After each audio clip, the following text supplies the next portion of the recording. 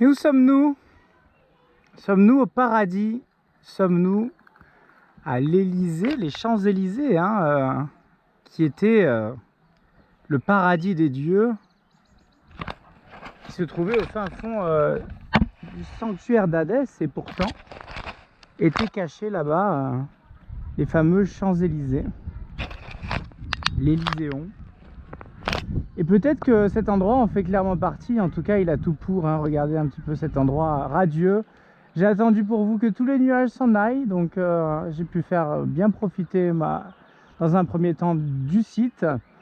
Et on va faire ensemble une petite balade. Alors il y a un nombre incalculable de bus qui n'arrêtent pas de larguer des enfants par cinquantaines les uns après les autres. Donc actuellement ils sont tous autour du site. Donc on va peut-être pas avoir ce petit côté de plénitude, même s'il y a certains endroits où les visiteurs ont tendance à pas trop y passer. Donc on va quand même avoir ces petits moments là.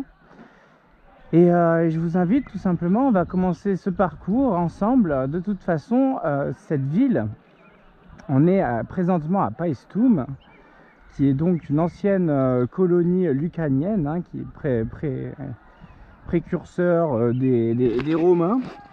Mais avant cela, avant cette époque-là, qui date du début vers 200 après Jésus-Christ, des choses comme ça.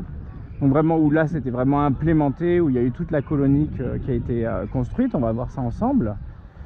Avant cela évidemment c'était en premier lieu un endroit édifié par les Grecs en moins 700 voire même moins 900 pour le premier temple qui est le temple d'Héra. Voilà, on va aller visiter tout ça par la suite. On va faire le parcours à l'envers, je pense que c'est une meilleure idée. Mais c'est pour vous montrer un petit peu l'endroit. Voilà, l'endroit est vraiment sublime. Vous pouvez imaginer, les dernières vidéos se feront là, au sein du temple de Neptune, de Poséidon et le temple de Héra, qui se trouve juste derrière. Voilà, donc ensemble, on va rentrer dans cette grande cité, une vaste cité. Hein, imaginez-vous, à l'époque, il y avait entre 15 et 20 000 habitants. 15 et 20 000 habitants, donc au final tout ce brouhaha que l'on a autour de nous finalement va participer à l'immersion en fait, parce que c'était un endroit très vivant, notamment au moment des Romains. Voilà, donc là on peut voir les prémices au début avec les deux premiers temples qui se trouvent ici. On voit que là on voit comme ça, hein, dans ce sens là, puisque là c'est le temple d'Héra qui est plus petit, moins haut, et le temple de Poséidon. Donc nous on se trouve par là. Voilà. Donc on voit qu'au début c'était une sorte d'acropole sacrée, encore une fois, c'était un lieu dédié aux dieux uniquement. Et par la suite, notamment après la guerre de Tarento, j'ai remarqué, j'ai l'impression, parce que je crois que c'était pas à peu près le cas sur d'autres sites archéologiques que j'ai pu voir précédemment, j'ai l'impression qu'il y a eu une grande guerre à ce moment-là où les Lucaniens ont récupéré une grande partie du terrain sur la Grande Grèce, qui a dû céder ce terrain aux futurs Romains en soi. Donc voilà, la Grande Grèce qui était étalée, qui faisait toute la mer Noire, plus quelques comptoirs dans le sud méditerranéen, et qui allait évidemment notamment jusqu'à Naples et toute cette zone énormément avec beaucoup de comptoirs un peu partout, beaucoup de colonies, et par la suite qui s'est étendue jusque Marseille, Nice, Antibes, Agde, et par la suite Rosès, et on a aussi Dénia, puisque Rosès c'est un peu plus tard, donc on a également Dénia.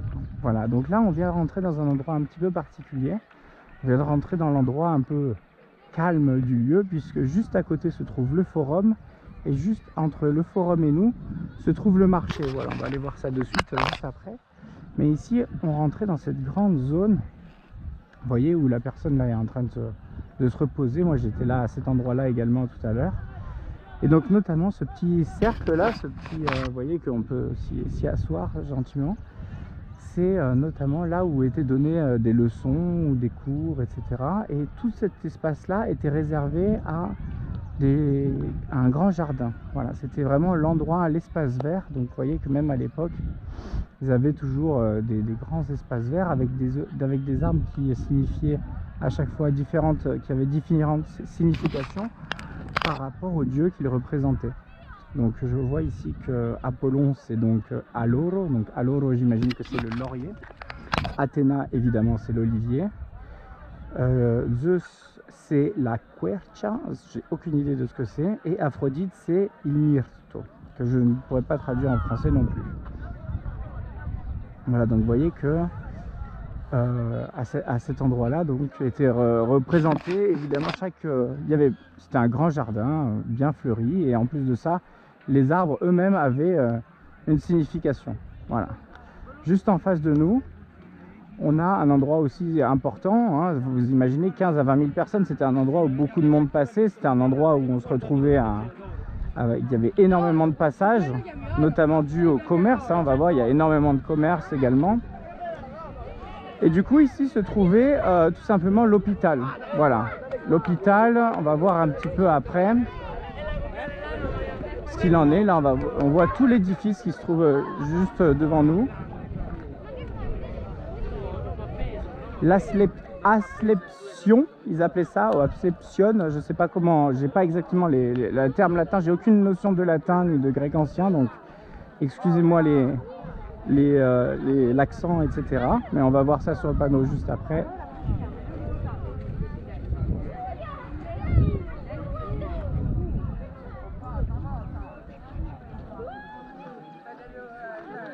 Asclépion apparemment, et donc c'est forcément en rapport avec le dieu grec de la médecine, Asclepio. Voilà, on parle ici de médecine, hein, donc on est quand même dans l'époque antique, hein. La médecine est une science antique perfectionnée du médecin grec Hippocrate, l'inventeur de la méthode clinique basée sur la mesure et sur le fait de reconnaître des symptômes interprétés par rapport à des connaissances théoriques. Outre Hippocrate, la médecine donc était affiliée à des cultes, à des dieux sacrés, le dieu de la médecine Asclepio, qu'il a pratiqué dans des lieux qui lui étaient dédiés. Donc ce type de médecine, à différencier de celle fondée sur la méthode clinique, se basait sur le principe que la maladie pouvait... La consengua dit... Oui, donc là, pour le coup, ils attendaient. Ils se mettaient là et ils attendaient la bénédiction divine sacrée donc, du dieu Asclepio. Et ils se mettaient en quarantaine en soi. Et ils étaient traités jusqu'à être soignés, mais pas pour le coup par rapport à des principes de médecine tels que l'on connaîtrait aujourd'hui. Voilà. Donc il y avait un peu ce mélange des dieux entre croyances des dieux et déjà des connaissances, que ce soit l'anatomie, que ce soit déjà on voyait qu'il y avait des symptômes, etc. Donc on avait quand même bien avancé sur la médecine.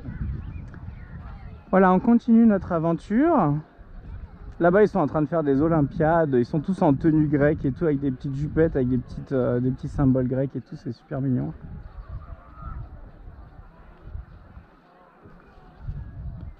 Donc on continue l'aventure et là on se trouve devant le Macellum, qui existe encore aujourd'hui, hein. Il y en a en Italie, il y en a en France, hein. C'est tout simplement un marché couvert, on va dire. Marché couvert, qu'est-ce que ça dit?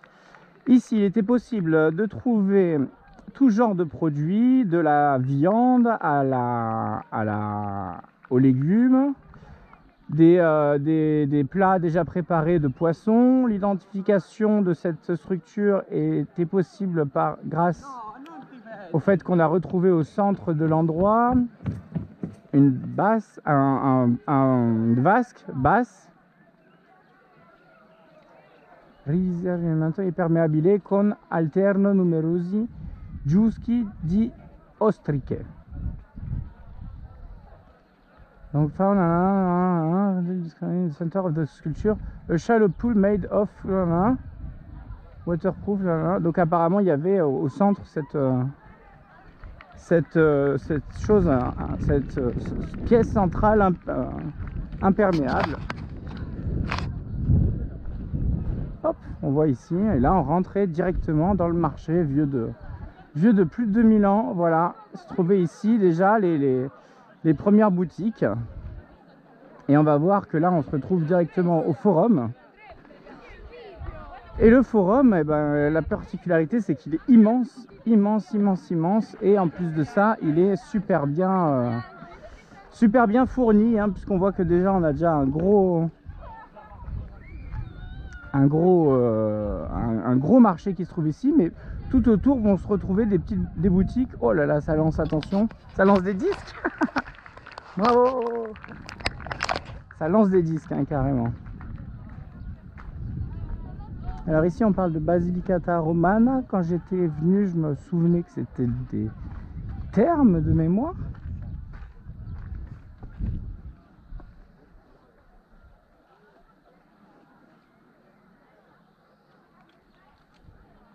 Appréciez un peu cette structure avec la vue derrière. Hop. Voilà, on continue notre... Là, on est vraiment... On rentre en ville, tout simplement. Il y avait une grande esplanade là. Et tout là où on marche, c'était évidemment couvert avec toutes ces colonnades-là. C'était un préau, portique. Ouh là là, le lancer de javelot. C'était quelque chose. Donc voilà, c'était un endroit couvert. Et à partir de là, vous voyez, commencent toutes les boutiques. Alors les boutiques... souvenez-vous, on en voit beaucoup, hein, on voit toujours ces petites boutiques qui sont très carrées, très petites, qui ont une surface très close. On se dit, mais comment, très petite, quand on se demande comment ils font pour justement, on imagine déjà 3 armoires, le comptoir, le truc, la caisse et 2-3 vivres, et on imagine que c'est déjà très vite plein. Voilà, il faut savoir que la plupart de ces petites échoppes comme ça, en fait, ce que vous voyez en pierre, le petit carré que vous voyez en pierre, c'est juste comment dire, c'est en fait l'arrière-boutique, c'est la pièce de stockage. Regardez, je vous dis qu'ils sont énormes. J'en ai vu un, il faisait 20 au moins 40 cm, enfin, ou au moins 30 voire 40.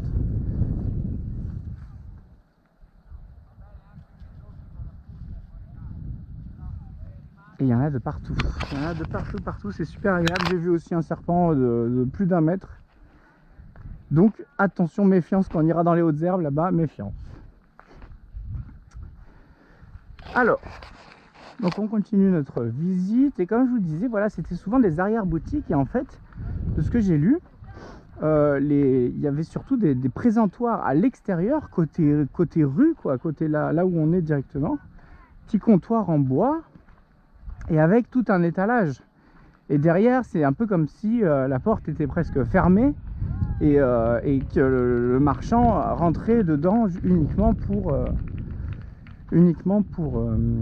aller dans ses réserves récupérer des vivres supplémentaires. Voilà. Donc c'est pour ça, ce qui explique pourquoi c'était si petit que ça. En fait, c'était pas une pièce où les clients rentraient à l'intérieur pour acheter des produits, mais c'était plus une pièce de stockage et les produits étaient à l'étalage directement sur l'extérieur. Voilà, on va se finir. Là, on est dans un endroit magnifique. On est sur la Via Sacra. Vous pouvez le voir, hein, très semblable à celle de Rome, très semblable à toutes les Via Sacra qu'on a pu croiser. Hein, et il y en a un paquet. Hein, on se rappelle celle de Cuma aussi qui était semblable à celle-ci. Voilà, on verra après par la suite, vous voyez les termes du forum qui se trouvent ici. On verra par la suite là, au niveau géométrique. On va voir que les 3 temples, eux, sont parfaitement alignés les uns avec les autres. Et donc les façades, si vous voulez, sont toutes dans le même plan. Mais par contre, toute la ville, elle, est parfaitement alignée aussi, mais sur un autre axe. Voilà, donc je sais pas, j'imagine qu'il y a une histoire de La mer est juste en face là, hein, on ne peut malheureusement pas la voir, mais la mer est pas très loin juste là. Donc voilà, j'imagine que chacun, que ce soit les Grecs ou les Romains, ils avaient des raisons différentes pour aligner leur ville, mais par contre elles sont parfaitement alignées, hein. Vous voyez que c'est sur des kilomètres, c'est tout droit, et là-bas la perpendiculaire de cet endroit là est parfaite. Les parallèles et les perpendiculaires sont vraiment parfaites. Voilà, on va continuer, on va finir cette vidéo pour vous donner un peu l'idée de cette colonie romaine qui a envahi l'endroit à partir de quelques, je sais pas exactement à quelle période, mais à la fin de la Grande Grèce en tout cas, on pourra en voir. Mais quoi qu'il arrive, c'était, comme je vous l'ai beaucoup dit, hein, c'était moins 700, moins 900 pour les Grecs, l'arrivée ici et les constructions des temples. Et puis après, la colonie ici, c'est déjà après Jésus-Christ. Alors ici, nous sommes dans la Domus 5. Cette maison est occupée par une superficie très vaste, typique, très fréquente. Alors, non, au contraire, cette maison casse le schéma des maisons les plus fréquentes, typiques des maisons modernes, basées sur l'axe atrium, tablino, péristyle. Donc ça, celle-là, elle est différente. Mais on va voir que juste après, il y en a une qui est typique pour le coup, avec exactement cet enchaînement-là. Nanana, nanana. Servizio ripondo l'aula per la rappresentanza. Il tablino alle cui spalle si trovano altri ambienti di soggiorno. Le péristyle. Voilà, il y a toute, on voit ici un petit peu la maison qui est dessinée ici.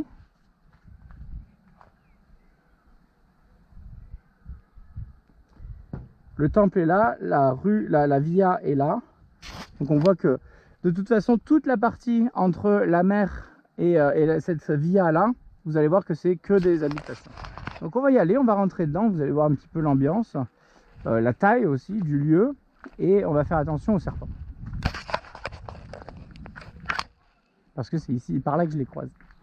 Voilà, donc on rentre, et voilà, ces maisons romaines qui étaient toujours avec carré, avec centrale ouvert, et carrément la pluie qui rentrait dedans, et voire même des petites piscines centrales, etc. On voyait que après c'était rempli de mosaïques sur le sol, de marbre sur les murs, ou de fresques, de peinture aussi, beaucoup.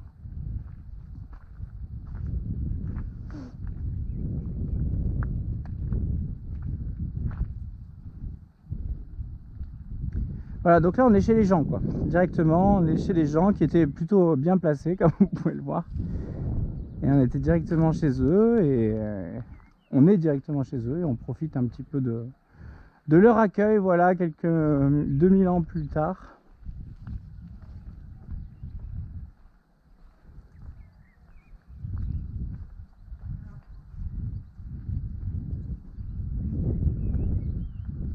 Vous voyez, là il y avait une autre rue. Et à partir de là, habitation, etc. Bon, là, il y a une piscine. On va aller voir ça. Voilà, il y a une énorme piscine. Et vous voyez, là, on est vraiment dans le quartier d'habitation. Et on s'y croit, hein, comparé à pas mal de sites antiques où il y a quelques cailloux qui traînent par terre. Là, vraiment, depuis tout à l'heure, on marche en plein dans la ville, quoi, hein. C'est vraiment... on s'y croit sans trop de soucis. Là, on imagine cette grande piscine avec tous ces gens qui se baignaient, ces colonnades, etc. On imagine toutes les fresques et les mosaïques qu'il devait y avoir de partout. Ça devait être sublime, sublime.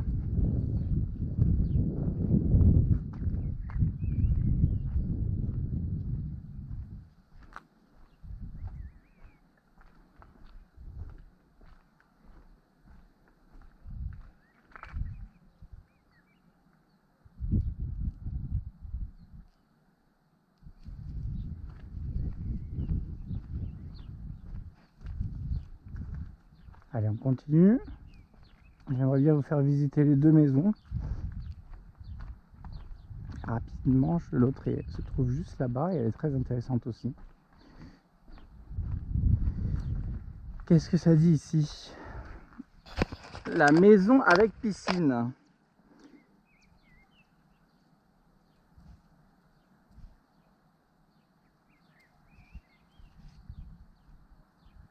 Il y avait donc un petit jardin, une piscine. Les riches habitants de Paestum possédaient des grandes maisons comme celle-ci. 2800 mètres carrés. Eh bien. Plantes, fleurs, statues, vasques, jeux d'eau, etc., etc. Donc là, c'était carrément maison, quoi. Et on voit encore toutes ces habitations.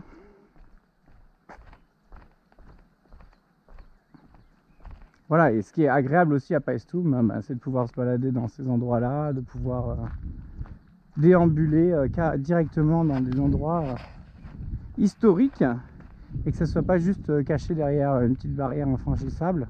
Ça, c'est un vrai plaisir. Alors, ça demande évidemment de faire attention. Voilà, et alors cette zone-là, pour l'instant, elle est un petit peu à l'état sauvage, comme vous pouvez le voir, mais ils ont passé toute l'après-midi, ils sont en train de tout tailler les herbes, etc. Et vous verrez que la zone là-haut, elle est complètement dégagée. Voilà, ce qui fait que les animaux s'enfuient un peu de partout, et ce qui fait que ici, c'est pas forcément le meilleur endroit.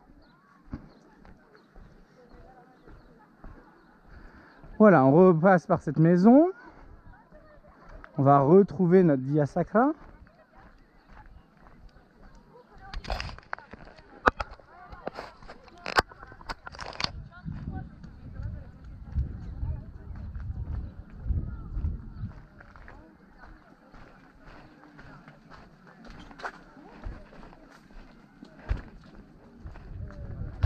On va vérifier la batterie.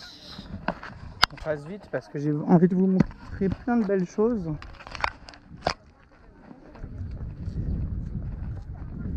Et la batterie a tendance à fondre comme à son habitude. Voilà, donc écoutez, on continue, on va retrouver le haut du forum, qui était clairement l'endroit le plus vivant, forcément, avec toutes les grandes... Tout ce qui venait de se décharger à l'intérieur du forum et qui par la suite était placé dans toutes les diverses boutiques pour les voyageurs.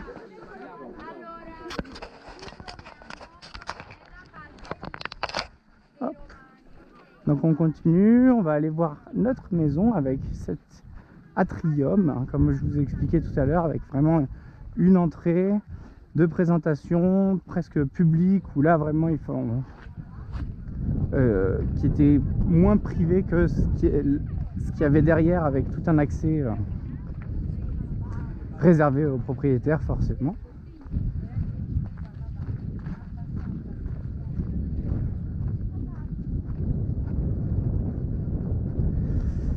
Alors la casa con l'impluvium di marmo. Donc là il y a carrément le truc pour qui récupère la pluie en marbre.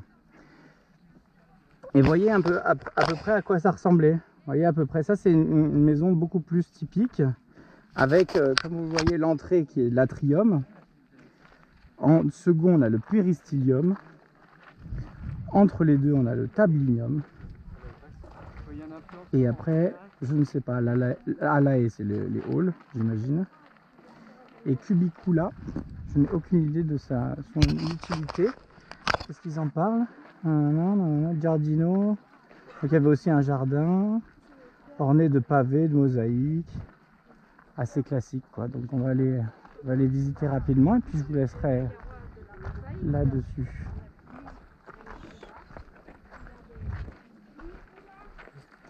Ah, donc on imagine cette cour intérieure avec la pluie qui était récupérée directement ici, et on voit que les salles sont toujours petites, hein, les chambres sont toujours petites.